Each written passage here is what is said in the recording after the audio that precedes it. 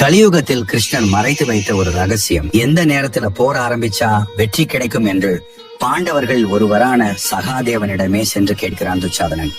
சகாதேவன் தொழில் பக்தியுடன் ஆதி காலத்தில் இருந்த 28வது நட்சத்திரமான அபிஜித் நட்சத்திரத்தை குறித்து கொடுக்கிறான்.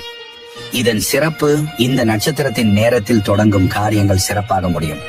இந்த நட்சத்திரத்திற்கு ராகு காலம், யமகண்டம், தோஷம், அஷ்டமி, நவமி என்று எந்த தடங்களும் இல்லை. சகாதேவன் கௌரவர்களுக்கு அந்த ஒரு நேரத்தை குறித்து கொடுக்கிறான். ஆனால் இதை கிருஷ்ணர் அனுமதிப்பாரா?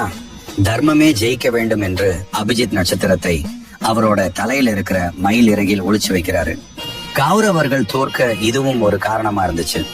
குருஷேத்திர போர் முடிஞ்சதும் அந்த நட்சத்திரத்தின் தேவை இருந்தவர்கள் கிருஷ்ணரிடம் அங்கேயே வைக்க சொல்லி கேட்க, ஆனால் கிருஷ்ணர், வரும் கலியுகத்தில் மனுஷங்க மாபெரும் தவறுகளை செய்வாங்க. அபிஜித் நட்சத்திரத்தில் ஏதாச்சும் ஆரம்பிச்சா அது வெற்றியை கொடுக்கும், இது இன்னும் தீங்குக்கு வழிவகுக்கும் என்று கூறி மறுக்கிறார்.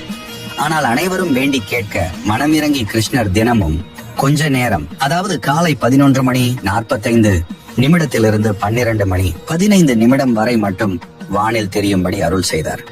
இதன் பிறகுதான் நட்சத்திரங்கள் 28 27 ஆக மாறியது.